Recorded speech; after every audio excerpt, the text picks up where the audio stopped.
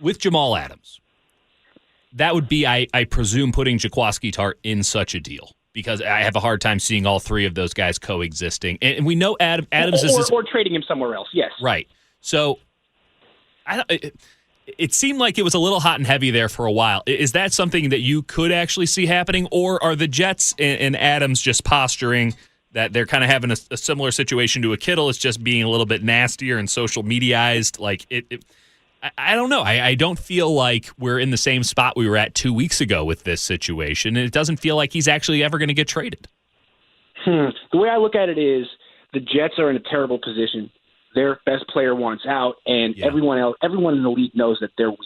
Sure. And the Jets are saying, well, we don't want to trade him. And I think the teams that have been listed as teams that Adams would go to are kind of circling him like vultures. It's like, we know you're dying, man. You're going down, and you might be alive for a month or two, but eventually you're going to have to trade him, and I'm going to be right there. I'm going to beat out the Seahawks. So I don't think it's going to happen this week or next month, because the Jets don't want to trade him, and they're going to lose this deal, but eventually they'll have to.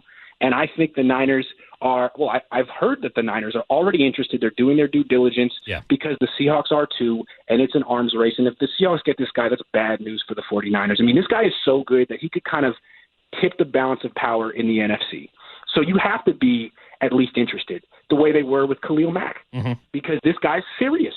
So, yeah, I think it's the kind of thing that'll probably happen during the season, like Minkah Fitzpatrick did last year. Yeah. And I think the Niners ultimately could get it done. Do you feel like they have a move just like in the pocket? Like I'm so glad that you brought up the window of contention. This is a very good football team. We're not poo-pooing anything. They're not flawed. They're not fundamentally flawed like so many teams around football are. They don't need 100 great breaks to go their way to contend. Like, they should be in it. If things go right, if they don't get cursed, they should be in it. But you're 100% right about the window of contention. You cannot take it for granted. Do you think that they need another move to kind of make the jump, whether that be my A.J. Green idea, the Jamal Adams idea? Like, is there somebody else that's in that situation? But do they need to make a move to really capitalize on the situation? I think they do.